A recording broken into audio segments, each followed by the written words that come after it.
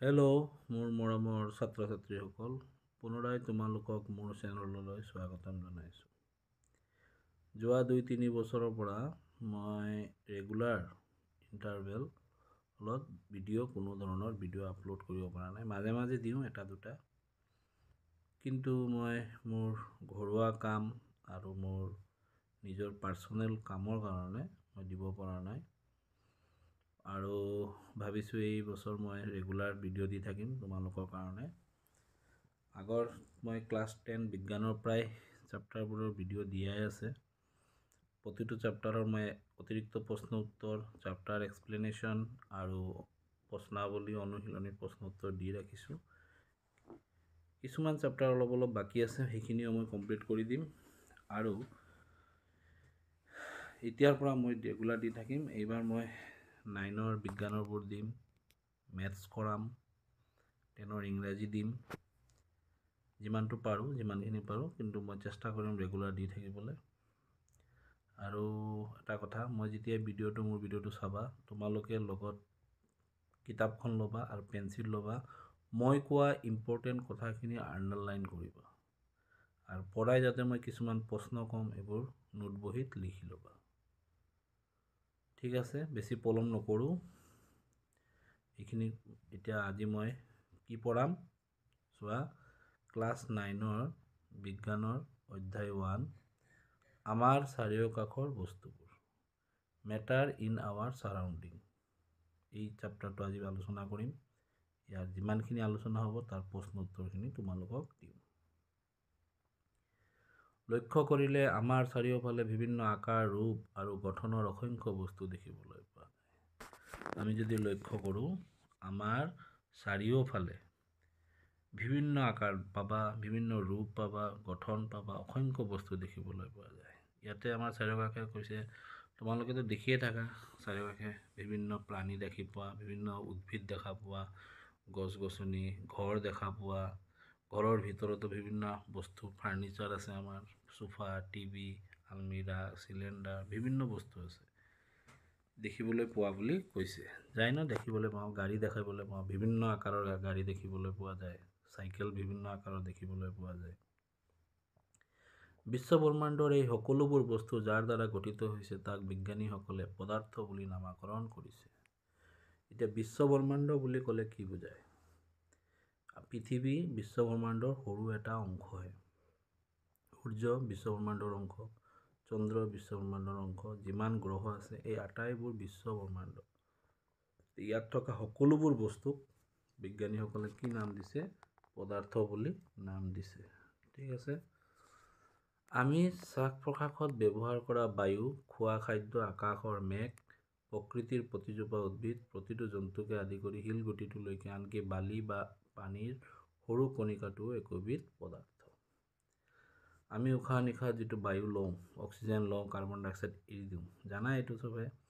খোৱা খাদ্য, আকাশৰ মেঘ, তৰা, প্ৰকৃতিৰ প্ৰতিজোপা উদ্ভিদ আৰু প্ৰতিটো জন্তুকে আদি কৰি শিলগুটিটোলৈকে, আনকি পানী, বালি, এইবোৰ বস্তুকো আমি একোটা পদাৰ্থ বুলি কওঁ। অলপ মন কৰিলে আমি দেখিম যে এই আটাইবোৰ বস্তুৰে ভৰ আছে আৰু প্ৰত্যেকটোৱে এটুকুৰা ঠাই দখল কৰি আছে। কৈছে অলপমান যদি তোমালোকে মনোযোগেৰে ভাবা কথাটো, অলপ চিন্তা কৰিব লাগে, তো গম পাবা যে সকলোৰেতো এটা ভৰ আছে। তুমি খালী গিলাচ এটা তুলিবলৈ যিমান সহজ, অলপ পানী দিলে অলপ গধুৰ লাগে, লাগেনে? ঠিক তেনেদৰে তোমালোকে খালী চিলিণ্ডাৰ এটা তোমালোকে দেউতাকে চাবা আৰামত দাঙিছে, কিন্তু তাতে বায়ু যদি ভৰাই, যেতিয়া গেছটো ফুল থাকে তেতিয়া অলপ গধুৰ হয়। কেলে? বায়ুৰ ভৰ আছে, আৰু বায়ুৱে সেই চিলিণ্ডাৰৰ ভিতৰৰ অংশখিনি কি কৰি ৰাখিছে? আগুৰি ৰাখিছে। তোমালোকে চাবা, খালী গিলাচ, আমি কথাত কওঁ আমি গিলাচটো খালী, বাল্টিংটো খালী, কিন্তু খালী নহয়, তাতে কি সোমাই আছে? বায়ু সোমাই আছে। এইটো পৰীক্ষা এটা কৰিব পাৰা। তোমালোকে খেলিবলৈ কেতিয়াবা কৰা চাগে, গা ধুব গ'লে বা পানী লৈ খেলি থাকিলে সৰুতে কৰিছা চাগে। ময়ো কৰিছিলোঁ। বাল্টিঙত পানী ল'বা, লৈ পেলাই এটা খালী গিলাচ ল'বা, লৈ গিলাচটো ওলোটাই দিবা। ওলোটাই এনেকৈ দিবাচোন, লাহেকৈ, বেছি জোৰ নিদিবা। এনেকুৱা দিলে কি হ'ব? গিলাচটো আকৌ এনেকুৱা হৈ যাব, মানে গিলাচটো নুডুবে। কিয় নুডুবিলে? পানী কিয় নোসোমালে গিলাচটোত? কাৰণ গিলাচটো আগৰ পৰা বায়ুৰে পৰিপূৰ্ণ হৈ আছে, তাতে ঠাই নাই। কিন্তু আমি যদি ওলোটাই গ্লাছটো জোৰে হেঁচা মাৰোঁ, আগৰবাৰ মই এনেকৈ কৈছোঁ, এনেকৈ ওলোটাই দিবলৈ পানী, তেতিয়া গিলাচটো এনেকুৱা আহি যাব। এতিয়া মই যদি জোৰে হেঁচা কৰোঁ, এই ফ'ৰ্চটোৰ কাৰণে পানীৰ কণিকাই কি কৰিব, বায়ুৰ কণিকাখিনি আঁতৰাই সিহঁতে সোমাই যাব, তেতিয়া গিলাচটো কি হ'ব, ডুবি যাব। কৰি চাবা। এইটোৱে কৈছে, অৰ্থাৎ ইহঁতৰ প্ৰত্যেকৰ নিজৰ ভৰ আৰু আয়তন আছে। ইয়াৰ পৰা কি গম পালা? ইয়াতে এটা প্ৰশ্ন তোমালোকে লিখি ৰাখিব পাৰা, পদাৰ্থ কাক বোলে? যিবোৰ বস্তুৰ নিজৰ ভৰ আৰু আয়তন আছে তাকে কি বোলে? পদাৰ্থ বোলে। অতীজৰ পৰাই মানুহে চাৰিওকাষ অধ্যয়ন কৰি তাক বুজিবলৈ চেষ্টা কৰা দেখা যায়। আজিৰ মানুহ বা বৈজ্ঞানিক নহয়, আজিৰ মানুহবোৰে নহয়, আমাৰ আগৰ পৰা অতীজৰ পৰাই মানুহবিলাকে তাৰ চাৰিওকাষৰ তাকৰ বস্তুবিলাকৰ বিষয়ে অধ্যয়ন কৰি আছে, ৰিচাৰ্চ কৰি আছে, চেষ্টা কৰি আছে জানিবলৈ, এইবোৰ বস্তুবোৰ কি, কিহেৰে গঠন হৈছে, এতিয়াও চলি আছে, কণ্টিনিউৱাছ। ভাৰতবৰ্ষৰ প্ৰাচীন দাৰ্শনিকসকলে পদাৰ্থবিলাকক 5টা মৌলিক কণিকা, পঞ্চতত্ত্ব যেনে বায়ু, পৃথিৱী, জুই, আকাশ আৰু পানীৰ দ্বাৰা গঠিত বুলি বিশ্বাস কৰিছিল। ভাৰতবৰ্ষৰ প্ৰাচীন দাৰ্শনিক মানে আগৰ যুগৰ অতীজৰ যিবোৰ দাৰ্শনিক আগতে খুব এটা প্ৰয়োজনীয় অংশ আছিলে, ইম্পৰ্টেণ্ট। যেনেকৈ এতিয়া বৈজ্ঞানিকবোৰ, আগত দাৰ্শনিক আছিলে। দাৰ্শনিক মানে ফিলচফাৰ। দাৰ্শনিক আৰু বৈজ্ঞানিকৰ মাজত এটা পাৰ্থক্য আছে, পৰীক্ষাত নাহে কিন্তু জানি লোৱা। দাৰ্শনিকে চব কথা পৰীক্ষা কৰি নাচাইছিল, আৰু বৈজ্ঞানিকে যিকোনো তথ্য দিয়াৰ আগত পৰীক্ষা কৰি শুদ্ধ দেখা পালেহে সেই কথাটো কয় যে এইটো অমুক। কিন্তু দাৰ্শনিকে নিজৰ কল্পনা শক্তিৰে, বুদ্ধিৰে ভাবি পেলাই এই কথাবোৰ কৈছিল। চোৱা, আজি দাৰ্শনিকৰ কথাবোৰ বৈজ্ঞানিকে প্ৰমাণ কৰি সমান পাই আছে, একেই কথা পাই আছে। বুজি পাই আছা ন? তো ভাৰতৰ মানুহবোৰ কিমান তেতিয়া উন্নত বা চিভিলাইজড আছিলে, তোমালোকে ভাবি লোৱা। দাৰ্শনিকবিলাক কিমান গুণী জ্ঞানী আছিলে, এই আগৰ দিনৰ ঋষি মুনি, সেইবোৰেই দাৰ্শনিক। পদাৰ্থবিলাক 5টা মৌলিক কণিকা, পঞ্চতত্ত্ব। পদাৰ্থ মানে আমিও পদাৰ্থ, মই ক'লোঁ, যেনে বায়ু, পৃথিৱী, জুই, আকাশ আৰু পানীৰ দ্বাৰা গঠিত বুলি বিশ্বাস কৰিছিল। সিহঁতে ভাবিছিল পৃথিৱীত যিবোৰ, মানে পৃথিৱী নহয়, এই বিশ্ব ব্ৰহ্মাণ্ডত যিবোৰ পদাৰ্থ আছে, বস্তু যিমান আছে আমাকে ধৰি, এই 5টা মৌলিক কণিকা থাকিবই। কি কি? বায়ু, পৃথিৱী, জুই, আকাশ আৰু পানীৰ দ্বাৰা গঠিত বুলি বিশ্বাস কৰিছিল। নামকেইটা মনত ৰাখিবা, বায়ু, পৃথিৱী, জুই, পানী আৰু আকাশ। এইটো এটা প্ৰশ্ন লিখিবা, পঞ্চতত্ত্ব কাক বোলে? তেওঁলোকৰ মতে আটাইবোৰ জীৱ আৰু জড় পদাৰ্থই এই 5বিধ মৌলিক উপাদানৰ দ্বাৰা গঠিত। তেওঁলোকৰ মতে জীৱ হওক বা জড় হওক, এই 5টা মৌলিক উপাদানৰ দ্বাৰা গঠিত বুলি তেওঁলোকে কৈছিল। এতিয়া মানুহে কয় আকৌ মানে এটা মই মাজে মাজে অলপ বেলেগ কথা ভৰাই দিওঁ যাতে তোমালোকে বৰ নোহোৱা। এতিয়া আমি চবেই জানো যে, কিছুমানে আমাক কয়, আমি নাজানো সঁচা মিছা, মানুহ মৰিলে বোলে আকৌ পুনৰ্জন্ম হয়। এইটো কিমানখিনি সঁচা মই নাজানো, কিন্তু এইটো সঁচা, আমি মৰি গ'লেও আমাৰ অংশ এই পৃথিৱীতে থাকিব, কাৰণ আমি অমৰে থাকিম, যিকোনো জীৱই। কেনেকৈ থাকিম ছাৰ? তোমালোকে ভাবিব পাৰা, আমি কি? মানুহ কি? জীৱ কি? পদাৰ্থ কিহেৰে গঠিত? বায়ু, পৃথিৱী, জুই, আকাশ আৰু পানীৰ দ্বাৰা গঠিত। আমি যদি মৰি যাওঁ, মৰাৰ পিছত কি কৰিব? হিন্দু ধৰ্মত দাহ কৰিব, খ্ৰীষ্টান আৰু ইছলাম ধৰ্মত কবৰ দিব বা কবৰ দিয়ে, মাটিৰ লগত মিলি গ'ল। কিন্তু আমাৰ যিটো শৰীৰটো যি 5টা মৌলিক কণিকাৰে বনাইছে, এইটো এই পৃথিৱীতে থাকি গ'ল নে নাই? মোৰ এই আকাৰটো নাথাকিব, কিন্তু মোৰ এই গাটো তৈয়াৰ হওঁতে যিবোৰ কণিকা পদাৰ্থ ব্যৱহাৰ হৈছে, এই পৃথিৱীতে থাকিব। জুই আকাৰত থাকিব পাৰে, মাটিৰ আকাৰত থাকিব পাৰে, আকাশত থাকিব পাৰে। বুজি পাইছা? এনেকৈ যদি মই বেছিকৈ চিন্তা কৰোঁ, তেতিয়া তোমালোকে এইটো বস্তু গম পাবা। তোমালোকক এনেই মই বুজাবৰ কাৰণে ক'লোঁ কথাখিনি, আৰু অলপ বেলেগ কথা অলপ মাজে মাজে কৈ আছোঁ। পুৰণি গ্ৰীক দাৰ্শনিকসকলেও পদাৰ্থৰ শ্ৰেণী বিভাজনৰ সম্বন্ধে অনুৰূপ মতামত আগবঢ়াইছিল। পুৰণা অকল ভাৰতীয় দাৰ্শনিক নহয়, গ্ৰীক দেশৰ দাৰ্শনিকবিলাকেও একে কথাই কৈছিল। আধুনিক যুগৰ বিজ্ঞানীসকলে পদাৰ্থবিলাকক সিহঁতৰ ভৌতিক আৰু ৰাসায়নিক গুণাগুণৰ ওপৰত ভিত্তি কৰি দুটা শ্ৰেণীবিভাগ কৰিছে। আধুনিক যুগ মানে মডাৰ্ণ যুগত বৈজ্ঞানিকবিলাকে পদাৰ্থবিলাকক ভৌতিক আৰু ৰাসায়নিক গুণৰ ওপৰত, এতিয়া ভৌতিক আৰু ৰাসায়নিক কি এইটো অলপ কৈ দিওঁ, হয়নে নহয়? এতিয়া মোৰ এই যে বাহিৰৰ পাৰ্টটো ভৌতিক, মোক চুব পাৰিব, দেখিব পাৰিব এইটো এনেকুৱা, বা কম্পিউটাৰত আমি ডেস্কটপটো আমি চুব পাৰিম, কিন্তু তাৰ যিটো ছফ্টৱেৰ, যিটো তাৰ ফাংচন, এইটো আমি দেখা নাপাওঁ, এইটো ৰাসায়নিক বুলি ধৰিব পাৰা। আমি যিটো খাদ্য খাওঁ হাতেৰে চুব পাৰোঁ, ভৌতিক। খোৱাৰ পিছত আমাৰ দেহৰ ভিতৰত পাচন ক্ৰিয়া হয়, কিবা হয়, এইবোৰ আমি দেখা নাপাওঁ, ৰাসায়নিক। বুজি পালা? এই অধ্যায়ত আমি পদাৰ্থৰ ভৌতিক ধৰ্মৰ বিষয়ে আলোচনা কৰিম। ৰাসায়নিক ধৰ্ম সম্বন্ধীয় বিষয়বোৰ পিছৰ অধ্যায়ত আলোচনা কৰা হ'ব। এই প্ৰথম অধ্যায়ত অকল ভৌতিক, যিটো আমি ভৌতিক গুণ, ফিজিকেল প্ৰপাৰ্টিজ ওপৰতহে আলোচনা হ'ব। পদাৰ্থৰ ভৌতিক গুণ। পদাৰ্থবোৰৰ প্ৰথম ভৌতিক গুণ হ'ল পদাৰ্থবোৰ কণিকাৰে গঠিত। পৰীক্ষাত আহিব পাৰে পদাৰ্থৰ ভৌতিক গুণ এটা লেখা, তোমালোকে ডাইৰেক্ট কৈ দিবা পদাৰ্থবোৰ কণিকাৰে গঠিত। বহুদিন ধৰি পদাৰ্থৰ প্ৰকৃতি সম্পৰ্কে দুটা ধাৰণা চলি আহিছিল। কোনোৱে যদি পদাৰ্থবোৰ কাঠ এঠলাৰ দৰে অবিচ্ছিন্ন বুলি কৈছিল, কোনোৱে ভাবিছিল যে পদাৰ্থবোৰ ধূলি কণিকাৰ দৰে ক্ষুদ্ৰ ক্ষুদ্ৰ কণিকাৰ সমষ্টি। পদাৰ্থ অবিচ্ছিন্ন নে ক্ষুদ্ৰাতিক্ষুদ্ৰ কণিকাৰ সমষ্টি, তাক থিৰাং কৰিবলৈ এটা পৰীক্ষা কৰি চোৱা যাওক। বহুদিন ধৰি পদাৰ্থবোৰ কেনেকুৱা প্ৰকৃতি তাৰ বিষয়ে দুটা ধাৰণা মানুহে মানি চলিছিল।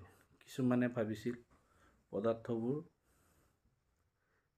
মানে ফিক্সড, মানে গোটা, আৰু তাতে কোনো সৰু সৰু ফুট নাই। কিছুমানে ভাবিছিল পদাৰ্থবোৰ সৰু সৰু কণিকাৰে গঠিত। এতিয়া কোনটো সঁচা? কিন্তু পিছত গম পালোঁ যে পদাৰ্থবোৰ কণিকাৰে গঠিত। এইটো এটা পৰীক্ষা কৰি চাওক কৈছে। কি পৰীক্ষা কৰিছে আমি চাই লওঁ। পৰীক্ষাটো এটা চাব পাৰা। এটা 100 মিলিলিটাৰ জোখৰ বিকাৰ লোৱা। এই চোৱা, এটা 100 মিলিমিটাৰ জোখৰ এটা কাঁচৰ বিকাৰ লৈছে। তাতে কি কৰিছে চাওঁ। বিকাৰটোত আধা অংশলৈকে পানী ভৰাই পানী পৃষ্ঠৰ সমানকৈ এটা চিন দিয়া। বিকাৰটো পূৰা নহয়, আধা পানী দিব কৈছে, আৰু এই পানীৰ য'ত অংশ আছে তাতে এটা চিন দিব কৈছে। ইয়াতে এটা চিন দি দিব কৈছে। এই বিকাৰটোত তোমালোকে স্কেচ পেন মাৰ্কাৰেৰে এটা চিন দিব কৈছে। ঘৰতে কৰিব পাৰা কাঁচৰ গিলাছত। তাৰপিছত কৈছে অলপ নিমখ বা চেনি দি পানীখিনি কাঁচৰ মাৰি এডালেৰে লৰাই দ্ৰৱীভূত কৰা। এতিয়া তাতে অলপ 1-2 চামুচ চেনি দিবা বা নিমখ দিবা। দিয়াৰ পিছত এইটো কাঁচৰ দণ্ড এইটোৰে মিহলাই দিব কৈছে। মিলি যাব। পানীৰ পৃষ্ঠভাগৰ কিবা পৰিৱৰ্তন হৈছে নেকি? নিমখ বা চেনিখিনি কি হ'ল? নিমখ বা চেনিখিনি ক'ত নাইকিয়া হ'ল? 3টা প্ৰশ্ন আমাক সুধিছে। তোমালোকে কৰি চাবা এই দাগটো কিয় দিলে? এইটো মিলোৱাৰ পিছত পানীটো ওপৰলৈ উঠিছে নেকি? এইটো চাব কৈছে। কিন্তু পানীখিনি ওপৰলৈ নুঠে। নিমখ চেনিখিনি ক'ত গ'ল? তোমালোকে নিমখ আৰু চেনি পানীত মিলাই দিলা। মিলোৱাৰ পিছত মই যদি কওঁ হাতেৰে চেনিখিনি ওলাই আনা, পাৰিবা জানো? কিন্তু যদি মই শিলগুটি দিওঁ তাতে, শিলগুটিবোৰ ওলাই আনা, সকলোৱে শিলগুটিবোৰ হাতেৰে পানীৰ পৰা ওলাই আনিব পাৰিবা। চেনি নিমখখিনি ক'ত গ'ল? তোমালোকে ভাবা চেনি নিমখ পানীৰ লগত পূৰা মিহলি গ'ল। নহয়, পানী এটা কি পদাৰ্থ? জলীয় পদাৰ্থ। তাৰ মানে পানীৰ কণিকা আছে, আৰু কণিকাবোৰত এনেকুৱা এইবোৰ পানীৰ কণিকা। ইয়াৰ মাজে মাজে কি আছে? ঠাই আছে। এইবোৰত চেনিবোৰ সোমাই গ'ল। আৰু যেতিয়া এই গোটেই কণিকাবোৰৰ মাজৰ অংশবোৰ ফুল হৈ যাব, তেতিয়া যদি তুমি চেনি মিলাই থাকা চাবা গিলাচৰ তলত চেনি জমা হৈ যায় আৰু নিমিলে পানীৰ লগত। কিয় নিমিলে? কাৰণ পানীৰ মাজৰ থকা খালী ঠাইবোৰ পূৰ্ণ হৈ গ'ল। ইয়াৰ পৰা আমি কি গম পালোঁ? পদাৰ্থবোৰ কাঠৰ টুকুৰাৰ দৰে এটা ফিক্স নহয়, মানে পদাৰ্থবোৰ সৰু সৰু কণিকাৰ দ্বাৰা গঠিত, আৰু কণিকাবোৰৰ মাজত কি আছে? ব্যৱধান আছে। পৰীক্ষাত এটা প্ৰশ্ন আহিলে পৰীক্ষা কৰি দেখুওৱা যে পদাৰ্থৰ কণিকাবোৰৰ ব্যৱধান আছে বা পদাৰ্থবোৰ ক্ষুদ্ৰ ক্ষুদ্ৰ কণিকাৰে গঠিত। এই পৰীক্ষাটো তোমালোকে কৰি দিব পাৰা। যদিও এই প্ৰশ্নটো নাহে, মানে যদি আহে এইটো লিখিব পাৰিবা। এতিয়া গম পালা চেনিখিনি ক'ত নাইকিয়া হ'ল, পানী কিয় ওপৰলৈ উঠি নগ'লে, সেইটোৱেই। এতিয়া আমাৰ মনত প্ৰশ্ন আহিব, পদাৰ্থৰ কণিকাবোৰ কিমান ক্ষুদ্ৰ? তাৰ আগতে মই ইম্পৰ্টেণ্ট দুটা কৈ দিওঁ। এই দুটা তোমালোকে কিন্তু শিকিবা, পৰীক্ষাত ইয়াৰ পৰা প্ৰশ্ন আহে। ভৰৰ এচা একক কি? খুব ইম্পৰ্টেণ্ট, লিখি ৰাখিবা। ভৰৰ এচা একক কিলোগ্ৰাম। তাৰপিছত আছে আয়তনৰ এচা একক কিউবিক মিটাৰ কিউব। আয়তনৰ এচা একক কিউবিক। কিউবিক মানে হ'ল এম কিউব। পাৱাৰত যদি 3 থাকে এইটো কিউবিক বুলি কয়। তাৰপিছত এইখিনি কথা মনত ৰাখিবা, 1 লিটাৰ ইকুৱেল টু কিমান millilitre? 1000 millilitre. 1 millilitre equal to কিমান? 1 চেণ্টিমিটাৰ কিউব। আৰু আয়তন সচৰাচৰ ব্যৱহৃত এককটোৰ নাম কি? লিটাৰ। আয়তনৰ এচা একক কি? Metre cube. এইখিনি তোমালোকে অলপ মনত ৰাখিবা, ইয়াৰ পৰা প্ৰশ্ন দিব পাৰে। পদাৰ্থৰ কণিকাবোৰ কিমান ক্ষুদ্ৰ? এতিয়া আমি জানো যে পদাৰ্থবোৰ পৰীক্ষাৰ দ্বাৰা আমি গম পালোঁ পদাৰ্থবোৰ কণিকাৰে গঠিত। এতিয়া পদাৰ্থবোৰ কিমান সৰু, কণিকাবোৰ কিমান সৰু হ'ব পাৰে? এইটোৰ কাৰণে এটা কাৰ্যকলাপ ইয়াতে কৈছে, সেইটোকে মই পঢ়ি বুজাই দিছোঁ তোমালোকক। পটাছিয়াম পাৰমেংগানেটৰ 2টা বা 3টা স্ফটিক, স্ফটিক মানে চেনিৰ দানাৰ দৰে বস্তুটো, এনেকুৱা পটাছিয়াম পাৰমেংগানেটৰ দানা ল'ব গৈছে, লৈ 100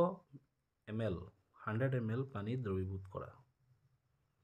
ইয়াতে চোৱা, ইয়াতে 100 ml পানী লৈছে এটা কাঁচৰ গ্লাছত, তাতে 2টা বা 3টা পটাছিয়াম পাৰমেংগানেট দিছে। দিয়াৰ পিছত ৰংটো সলনি হৈ গ'ল। ইয়াৰ পৰা কি কৈছে? ইয়াৰ পৰা প্ৰায় 10 ml দ্ৰব্য 90 ml পৰিষ্কাৰ পানীত মিহলোৱা। ইয়াতে এইদৰে কেইটা বিকাৰ লৈছে চোৱা, 1টা 2টা 3টা 4টা 5টা বিকাৰ লৈছে। মই ইয়াতে কৈয়ে দিওঁ কি কৰিছে পৰীক্ষাটোত। 5টা বিকাৰ লৈছে। প্ৰথম বিকাৰটোত আমি 2টা বা 3টা স্ফটিক পটাছিয়াম পাৰমেংগানেটৰ মিলাই দিয়াৰ পিছত ৰংটো চেঞ্জ হ'ল। আৰু এই গোটেইবোৰত 90 ml পানী লৈছে। 90 ml 90 ml 90 ml। ইয়াৰ পৰা 10 ml আনি ইয়াতে মিলাই দিছে। এইটো পৰিষ্কাৰ পানী, ইয়াতে পটাছিয়াম পাৰমেংগানেট মিলোৱা নাই। ইয়াৰ পৰা 10 ml আনি মিলালে এইটো কিমান হৈ গ'ল? 100 হৈ গ'ল। 100। তেতিয়া ইয়াৰো ৰংটো ইয়াৰ দৰে হৈ যাব, কিন্তু ইয়াতকৈ ইয়াৰ ৰংটো অলপ পাতল হ'ব। এইটোও বেঙুনীয়া ৰং হ'ব আগৰটোৰ দৰে। এতিয়া আকৌ ইয়াতে যে 90 ml আছিলে, এতিয়া ইয়াৰ পৰা নহয়, ইয়াৰ পৰা আকৌ চামুচ 10 ml আনি ইয়াতে মিলাব লাগিব। ঠিক তেনেদৰে ইয়াৰ পৰা 10 ml আনি ইয়াতে মিলাব লাগিব। ইয়াৰ পৰা 10 ml আনি ইয়াতে মিলাব লাগিব। প্ৰতিবাৰত মিলোৱাত ছবিটো দেখাইছে চোৱা, বেঙুনীয়া ৰংটো লাহে লাহে পাতল হৈ আহি আছে, কিন্তু কেতিয়াও শেষ নহ'ব। ৰংটো বেঙুনীয়াই থাকিব, কিন্তু তাৰ গাঢ়তাটো কমি যাব। চোৱা, 2টা বা 3টা পটাছিয়াম পাৰমেংগানেটত কিমান কণিকা সোমাই আছে, তাৰ ৰংটো শেষেই নহয়। পাতল হৈ যায়, কিন্তু শেষ নহয়। এতিয়া এই কথাখিনি ইয়াতে কৈছে।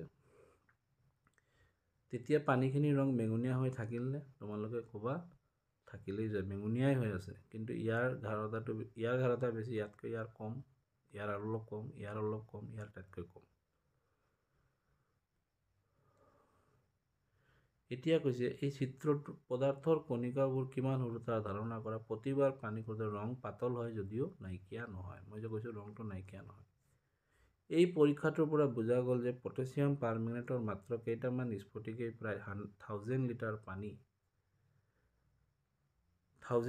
পানী ৰঙীন কৰিব পাৰে। ইয়াৰ দ্বাৰা আমি সিদ্ধান্ত কৰিব পাৰোঁ যে পটাছৰ এটা স্ফটিকত বৃহৎ সংখ্যক কণিকা আছে, যিবোৰ ক্ষুদ্ৰাতি ক্ষুদ্ৰ কণিকালৈ ভাঙি গৈ থাকিব পাৰে। ইয়াৰ পৰা আমি কি গম পালোঁ? পটাছিয়াম পাৰমেংগানেটৰ যিটো স্ফটিক লৈছিলোঁ 2টা বা 3টা, তাতে অসংখ্য কণিকা আছে, আৰু সেই কণিকাবোৰ ভাঙি গৈ থাকিব পাৰে। আমি যদি আমাৰ ঘৰত পটাছিয়াম পাৰমেংগানেট নাই, তোমালোকে 2 ml ডেটল লৈও এই পৰীক্ষাটো কৰিব পাৰা। মানে এনেকুৱা কাঁচৰ গিলাচ এটা ল'বা, চবতে এটা যোগ দি ল'বা গিলাচবিলাকত, কাঁচৰ গিলাচবিলাকত যোগ দিয়াৰ পিছত ডেটল 2 চামুচ দিবা প্ৰথমটো পৰিষ্কাৰ পানীত। তাৰপৰা অলপ 1 চামুচেৰে আনি ইয়াতে দিবা, তাতে চাবা এইটোতো ডেটল গোন্ধাব, এইটোতো ডেটল গোন্ধাব, এইটোতো ডেটল গোন্ধাব, এইটোতো ডেটলৰ গোন্ধ থাকিব, কিন্তু গোন্ধৰ গাঢ়তাটো লাহে লাহে কমি আহিব। এইদৰে তোমালোকে ঘৰত পৰীক্ষা কৰিব পাৰা। আমি প্ৰথম পৰীক্ষাৰ দ্বাৰা গম পালোঁ পদাৰ্থবোৰ কণিকাৰে গঠিত। ছেকেণ্ড পৰীক্ষাৰ দ্বাৰা আমি গম পালোঁ পদাৰ্থৰ কণিকাবোৰ আমাৰ কল্পনাতীতভাৱে ক্ষুদ্ৰ। আমি যিটো ভাবোঁ তাতকৈও বেছি ক্ষুদ্ৰ। এতিয়া এটা ইম্পৰ্টেণ্ট টপিক হ'ল পদাৰ্থৰ কণিকাবোৰৰ বৈশিষ্ট্য। খুব ইম্পৰ্টেণ্ট, পৰীক্ষাত আহে পদাৰ্থৰ কণিকাবোৰৰ বৈশিষ্ট্য লিখা। তোমালোকে বৈশিষ্ট্য লিখোঁতে একদম ভয় খাব নালাগে, অকল এই প্ৰথম ক'লা আখৰেৰে থকা লাইনবোৰ লিখিব লাগে। প্ৰথম বৈশিষ্ট্য হ'ল পদাৰ্থৰ কণিকাবোৰৰ মাজত ব্যৱধান আছে। এইটো আমি আগৰ পৰীক্ষাৰ দ্বাৰা গম পাইছিলোঁ, এই চেনি আৰু পানী পদাৰ্থৰ কণিকাবোৰৰ মাজত কি আছে? ব্যৱধান আছে। মানে ব্যৱধান মানে মাজে মাজে খালী ঠাই আছে। ওপৰত বৰ্ণনা কৰা 1.1, 1.2 কাৰ্যকলাপত আমি পাইছোঁ যে চেনি, সাধাৰণ নিমখ, ডেটল নাইবা পটাছিয়াম পাৰমেংগানেট সুন্দৰকৈ পানীত মিহলি হয়। একেদৰে আমি যেতিয়া চাহ, কফি, নেমু চৰবত তৈয়াৰ কৰোঁ তেতিয়াও এবিধ পদাৰ্থৰ কণিকাবোৰ আন এবিধ মাজত সোমাই পৰে। এয়ে প্ৰমাণ কৰে যে পদাৰ্থৰ কণিকাবোৰৰ মাজত বহুত ব্যৱধান আছে। চাহ খাইছা চাগে, কফি খাইছা, হৰলিক্স খাইছা, গৰম পানী লৈ হৰলিক্স মিলাই দিলে, পানীত মিলি গ'ল হৰলিক্সখিনি। পানীত থকা খালী ঠাইবিলাকত সেই হৰলিক্সৰ দানাবোৰ গৈ সোমাই গ'ল। চাহ, নেমু দিলে গোটেই পানীখিনি টেঙা হৈ যায়। নেমুৰ কণিকাবোৰ ক'ত গৈ সোমালেগৈ? পানীৰ কণিকাত গৈ সোমালেগৈ। ইয়াৰ পৰা কেনেকৈ সোমাব পাৰিব? তাতে খালী জেগা থাকিব লাগিব, খালী ঠাই থাকিব লাগিব। সেইকাৰণে প্ৰথম এইটো কি হ'ল? বৈশিষ্ট্য পদাৰ্থৰ কণিকাবোৰৰ মাজত ব্যৱধান আছে। ছেকেণ্ড বৈশিষ্ট্য এইটো শিকিবা, পদাৰ্থৰ কণিকাবোৰ অনবৰতে গতি কৰি থাকে। এইটো ছেকেণ্ড বৈশিষ্ট্য। তোমাৰ শ্ৰেণীকোঠাৰ এটা চুকত এডাল নজ্বলোৱা ধূপকাঠি লোৱা। ধূপৰ গোন্ধ পাবলৈ কিমান ওচৰলৈ যাব লাগিব?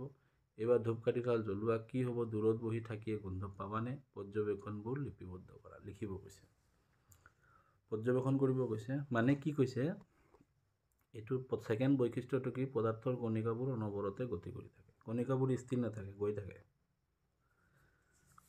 বুজি পাইছা? তোমালোকক কৈছে শ্ৰেণীকোঠা কৈছে, তোমালোকে ঘৰৰ এটা চুকত যদি ধূপকাঠি ৰাখি দিয়া, ধূপকাঠিৰ গোন্ধটো পাবা নেকি? প্ৰতিটো ৰুমতে যায় নেকি? নাযায়। একদম ধূপকাঠিটোৰ ওচৰত গৈ আমি এনেকুৱা গোন্ধ ল'লেহে ধূপকাঠিটোৰ গোন্ধ পাম।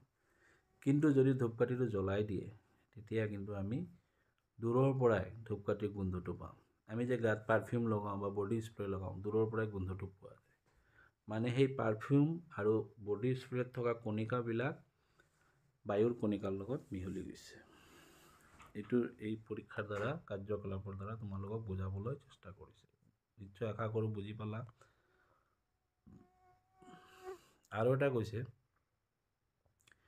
দুটা কাঁচৰ গিলাচ বা বিকাৰ পানীৰে পূৰ কৰা। দুটা কাঁচৰ গিলাচ বা এইদৰে বিকাৰ ল'ব কৈছে। এইদৰে লৈ নীলা বা ৰঙা চিয়াহী এটোপোলা প্ৰথম বিকাৰটোৰ কাষেদি সাৱধানে ঢালি দিয়া। একেদৰে দ্বিতীয় বিকাৰটোত মৌ এটোপোলা। এটা বিকাৰত নীলা চিয়াহী বা ক'লা চিয়াহী ঢালিব কৈছে, আৰু এটাত মৌ সানি ঢালিব কৈছে। বিকাৰ দুটা লৰচৰ নকৰাকৈ ঘৰৰ বা শ্ৰেণীৰ এটা চুকত বিকাৰ দুটা এতিয়া ঢালিলা, ঢালাৰ পিছত বিকাৰ দুটা লৰচৰ নকৰাকৈ ক'ৰবাত ৰাখি দিব কৈছে ঘৰৰ চুকত, যাতে সেইটো লৰচৰ নকৰে। পৰ্যবেক্ষণবোৰ লিখি লোৱা। তাৰপিছত তোমালোকে কি কি দেখা পালা লিখিব কৈছে। লিখিলে গম পাবা, ঘৰত কৰিব পাৰা। চিয়াহী এটোপোল দিয়াৰ পিছ মুহূৰ্তত কি দেখিলা? চিয়াহীটো দিয়াৰ পিছতে দেখিবা যে পানীটো চিয়াহী ৰঙৰ দৰে হৈ যাব। আৰু মৌটো ঢালাৰ লগে লগে সময় লাগিব মৌটো মিলিবলৈ। চিয়াহী টোপোলাটো পানীৰ সম্পূৰ্ণকৈ বিয়পি কৰিবলৈ কিমান ঘণ্টা দিন লাগিল? এইটো কিমান সময় লাগিল? দিন, ঘণ্টাটো নালাগে, অলপ পিছত মিলিয়ে যায়। এতিয়া কপাৰ ছালফেট বা পটাছিয়াম পাৰমেংগানেটৰ একোটা দানা এগিলাচ গৰম পানী আৰু এগিলাচ চেঁচা পানীত ল'ব কৈছে। দ্ৰৱটো লৰাই নিদিবা। এইটো নালাগে, তোমালোকক মই গৰম পানীত চেনি ল'ব কওঁ। আৰু ঠাণ্ডা পানীত। চাবা গৰম পানীত সোনকালে মিহলি হৈ যায়। কিবা পৰিৱৰ্তন দেখা পাইছানে? সময় পাৰ হৈ যোৱাৰ লগে লগে কি হ'ব? গোটা জুলীয়া পদাৰ্থকণৰ বিষয়ে বুজিলানে? উষ্ণতা তাৰতম্যৰ ওপৰত মিহলি হোৱা বেগ নিৰ্ভৰ কৰেনে? নিৰ্ভৰ কৰে। যিমান উষ্ণতা বাঢ়িব সিমান সোনকালে মিলি যাব। ওপৰত বৰ্ণনা কৰা তিনিওটা কাৰ্যকলাপৰ 1.3, 1.4, 1.5 পৰা আমি তলৰ সিদ্ধান্তবোৰ ল'ব পাৰোঁ। কি সিদ্ধান্ত ল'ব পাৰিছে চাওঁ। পদাৰ্থৰ কণিকাবোৰ অনবৰতে গতি কৰি থাকে, এইটো গম পালোঁ আমি সিহঁতৰ গতিশক্তি থকা বুলিও কওঁ। মানে পদাৰ্থৰ কণিকাবোৰৰ কি আছে? গতিশক্তি আছে। এতিয়া চা, মই আকৌ কওঁ, মই খালি মৰাৰ কথাই কৈ আছোঁ যেনিবা। আমি মৰি গ'লে বা যিকোনো জীৱ মৰি গ'লে ধ্বংস হৈ নাযায়। এই আমাৰ আকাৰটোহে পৰিৱৰ্তন হৈ যাব। আমিতো পদাৰ্থই থাকিম, এই বিশ্ব ব্ৰহ্মাণ্ডতে থাকিম আমি, কিন্তু মোৰ এই আকাৰটো নাথাকিব। আমি মাটিৰ লগত মিহলি যাম, বায়ুৰ লগত মিহলি যাম, আমাৰ কণিকাবোৰ কিন্তু থাকি যাব আৰু কণিকাবোৰ গতি কৰিয়ে থাকিব। সেই কণিকাবোৰ পৃথিৱীতে থাকিলে নে নাই, তাৰ পৰাই আকৌ এটা জীৱৰ সৃষ্টি হ'ব। সি অলপ সেই কণিকাৰ চেঞ্জবোৰ গম পায়। সেইকাৰণে এইবোৰকে মানুহে অলপ কিবা কিবি কয়, আত্মা হয়, পুনৰ্জন্ম হয় বুলি কয়। মই এনেকৈ ভাবোঁ, হ'বও পাৰে, মই না নকৰোঁ। উষ্ণতা বৃদ্ধিৰ লগে লগে কণিকাবোৰৰ বেগ বৃদ্ধি হয়। যিমান উষ্ণতা, গৰম পানীত চাবা চেনি 1 চামুচ মিহলাবলৈ সময় কম লাগে ঠাণ্ডা পানীত। গতিকে আমি ক'ব পাৰোঁ যে উষ্ণতা বৃদ্ধিৰ ফলত কণিকাবোৰৰ গতিশক্তি বাঢ়ে। মানে উষ্ণতা বাঢ়ি গ'লে গতিশক্তিটোও বাঢ়ি যাব। কণিকাবোৰ গতি কৰি থাকেই আৰু কণিকাবোৰৰ গতিশক্তি থাকে। ঠিক আছে, বুজি পালা এতিয়া? ওপৰৰ তিনিওটা পৰীক্ষাতে আমি দেখিলোঁ যে পদাৰ্থৰ কণিকাবোৰ ইটোৱে আনটোৰ লগত নিজে নিজে মিহলি হয়। এবিধ কণিকাৰ মাজত থকা খালী ঠাই ব্যৱধানৰ আনবিধ সোমাই পৰে। এইদৰে দুটা বেলেগ বেলেগ পদাৰ্থৰ কণিকাবোৰ পৰস্পৰ মিহলি হোৱাকে ব্যাপন বোলে। এইটো খুব আহি থাকে পৰীক্ষাত আৰু বেলেগ বেলেগ চেপ্টাৰবিলাকতো লাগিব, ক্লাছ 10তো লাগিব। ব্যাপন কাক বোলে বা ব্যাপন হয় বুলি ক'ব, কাক বোলেতো নক'ব। কিন্তু এইবাৰ 9ত প্ৰশ্নটো আহিব পাৰে ব্যাপন কাক বোলে। তোমালোকে কি লিখিবা? এবিধ কণিকাৰ মাজত থকা খালী ঠাই বা ব্যৱধানৰ মাজত আনবিধ সোমাই পৰে। এইদৰে দুটা বেলেগ বেলেগ পদাৰ্থৰ কণিকাবোৰ পৰস্পৰ মিহলি হোৱাকে ব্যাপন বোলে। মই আৰু এটা ইজি ভাষাত কৈ দিওঁ, দুটা বেলেগ বেলেগ পদাৰ্থ বা বস্তুৰ কণিকাবোৰৰ মিহলি হৈ যোৱাকে, পৰস্পৰ মিহলি যোৱাকে কি বোলে? ব্যাপন বোলে। আমি দুটা বৈশিষ্ট্য গম পালোঁ, পদাৰ্থবোৰ কণিকাৰে গঠিত আৰু পদাৰ্থৰ কণিকাবোৰ অনবৰতে কি কৰি থাকে? গতি কৰি থাকে। এই দুটা বৈশিষ্ট্য। প্ৰথম বৈশিষ্ট্য কি? পদাৰ্থৰ কণিকাবোৰৰ মাজত ব্যৱধান আছে। ছেকেণ্ড বৈশিষ্ট্য, পদাৰ্থৰ কণিকাবোৰ অনবৰতে গতি কৰি থাকে। 3 নম্বৰ বৈশিষ্ট্য, পদাৰ্থৰ কণিকাবোৰৰ মাজত আকৰ্ষণ আছে। মানে কণিকাবোৰে এটাই এটাক এট্ৰেক্ট কৰে। এইটোৰ কাৰণে এটা ধুনীয়া কাৰ্যকলাপ আছে। ইয়াতে চোৱা, ইয়ালৈকে তোমালোকে দেখিছা কেনেকৈ ধৰিছে? এই যে চোৱা, কঁকালৰ পিনে এনেকৈ খামুচি ধৰিছে আৰু এজনে আনজনৰ হাততো ধৰিছে। এই খেলবিধ ক'ত খেলিছে? পথাৰত খেলিছে। খেলপথাৰত খেলিব পৰা ছাত্ৰবিলাকৰ মাজত 4টা দল, মানে তোমালোকৰ যে ক্লাছ 9ৰ মই ছাত্ৰবিলাকৰ পৰা 4টা দল বনাই লওঁ। এটা দলত 10জন 20জনকৈ থাকে, 10জনকৈ 4টা দল বনালোঁ। এটা দলে এইদৰে থাকিব আৰু এটা দলে অকল হাতত ধৰিব, এইদৰে পিছফালে কঁকালৰ পিনে হাত নিদিব, অকল হাতত হাত ধৰি থিয় হ'ব। 3 নম্বৰ দলটোৱে অকল আঙুলিত ধৰিব। 4 নম্বৰ দলে কি কৰিব? এই তিনিওটা দলক ভাঙিবলৈ চেষ্টা কৰিব। কোনটো দলক সহজে ভাঙিব পাৰিব? যিটো আঙুলি ধৰি আছে, মানে তাৰ আকৰ্ষণ বলটো কম। কাক ভাঙিবলৈ কষ্ট হ'ব? প্ৰথম দলটোক। হাতেৰেও ধৰিছে, পিছফালেও কঁকালতো ধৰি ৰাখিছে, তাক ভাঙিবলৈ সময় লাগিব, আকৰ্ষণ বলটো বেছি। যেনেদৰে আমাৰ গোটা পদাৰ্থৰ কণিকাবোৰ টান, তাতে আকৰ্ষণ বলটো বেছি। পানীত আমি আৰামত হাত সোমাই দিব পাৰোঁ। হাত বিষাই নেকি পানীৰ ভিতৰত? বায়ুততো আমি সোমাই আছোঁ, বিষাইছে নেকি? কিন্তু মই যদি এটা কাঠৰ টেবুলত হাতটো এনেকৈ সোমাই দিব বিচাৰোঁ, পাৰিম নেকি? ভাঙিব লাগিব, ভাঙিলে মোৰ হাতটোৱে দুখ পাব। তাতো ব্যৱধান আছে, কিন্তু ব্যৱধানটো কম। ক্লিয়াৰ হৈছে কথাখিনি? এইখিনি কথা ইয়াতে কৈছে, তোমালোকে পঢ়িলে গম পাবা। এটা লুৰ গজাল এটুকুৰা চক মাটি আৰু এটা কাৰ্যকলাপ চোৱা। এটা লুৰ গজাল এটুকুৰা চক মাটি এডাল ৰবৰৰ সৰু ফিতা গোটাই লোৱা। এই বস্তুবোৰ হাতুৰিৰে মৰা কাটি নাইবা টানি ভাঙিবলৈ চোৱা। এটা লুৰ গজাল ল'ব গৈছে, লোহা এটুকুৰা চক মাটি এডাল ৰবাৰ। লুৰ গজালটো হাতেৰে মাৰিলে ভাঙিব নেকি? চেপেটা হ'ব নেকি? নহ'ব। কিন্তু যদি মই চকটোক এনেকৈ কৰি ভাঙি দিব পাৰিম আৰু মাৰিলে ঘূৰাই হৈ যাব। ৰবৰ এটাক আমি টানিব পাৰোঁ, আকৌ আগৰ জেগাত যাব। ওপৰত কোনবিধ কণিকাৰ অধিক আকৰ্ষণ বল? কাৰ বেছি আকৰ্ষণ বল? লুৰ গজালটোৰ আকৰ্ষণ বল বেছি। পানীৰ টেপ এটা খুলি পানীৰ সোঁতটোত তোমাৰ হাতৰ আঙুলি ভৰাবলৈ চেষ্টা কৰা। এনেকৈ পানীৰ টেপ এৰি দিছে, পানী গৈ আছে, তুমি হাতটো তেনেকৈ ভৰোৱা, সোমাব পাৰিবানে নাই? সোঁতটো ভাঙি যায়। পানীৰ সোঁতটো ভাঙি নোযোৱাকৈ থকাৰ কাৰণ কি? এনেকৈ কৰিলে পানীৰ সোঁতটো গৈয়ে থাকে, তোমাৰ হাতটোৰে অলপমান লৰচৰ হ'ব, কিন্তু ভাঙি নাযাব। ওপৰত তিনিওটা কাৰ্যৰ 1.6, 1.7, 1.8 পৰা বুজা যায় যে পদাৰ্থৰ কণিকাসমূহৰ মাজত একোটা বল আৰু শক্তিয়ে ক্ৰিয়া কৰি আছে। এই শক্তিৰ বাবে কণিকাবোৰ একেলগে গোট খাই থাকে। এই আকৰ্ষণ শক্তিৰ প্ৰাবল্য প্ৰতিবিধ পদাৰ্থৰ ক্ষেত্ৰত বেলেগ বেলেগ। এই আকৰ্ষণ শক্তিটো পদাৰ্থ বিশেষ বেলেগ বেলেগ হ'ব। এতিয়া ইয়াতে কিছুমান প্ৰশ্নাৱলী আছে, এইবোৰ মই এতিয়া দি দিম উত্তৰসমূহ। লগতে মই অতিৰিক্ত প্ৰশ্ন উত্তৰ দি দিম আজি যিমানখিনি তোমালোকক বুজাব। তেনেহ'লে অতিৰিক্ত প্ৰশ্ন উত্তৰ চোৱা। পদাৰ্থ কাক বোলে? যিবোৰ বস্তুৰ নিজৰ ভৰ আৰু আয়তন আছে সেইবোৰক পদাৰ্থ বোলে। 1 নম্বৰ প্ৰশ্ন। 2 নম্বৰ প্ৰশ্ন, পঞ্চতত্ত্ব কাক বোলে? ভাৰতবৰ্ষৰ প্ৰাচীন দাৰ্শনিকসকলে পদাৰ্থবিলাক 5টা মৌলিক কণিকা যেনে বায়ু, পৃথিৱী, জুই, আকাশ আৰু পানীৰ দ্বাৰা গঠিত বুলি কৈছিল।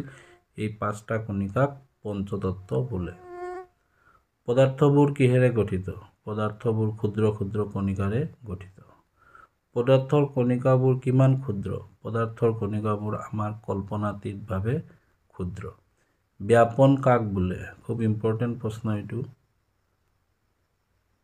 এইটো তোমালোকে যেনেকাও শিকিবা। দুটা বেলেগ বেলেগ পদাৰ্থৰ কণিকাবোৰ পৰস্পৰ মিহলি হোৱাকে ব্যাপন বোলে। এতিয়া প্ৰশ্নাৱলী উত্তৰসমূহ। প্ৰথম প্ৰশ্নটোৰ উত্তৰ কি হ'ব? প্ৰশ্নটো এবাৰ আমি চাই লওঁ।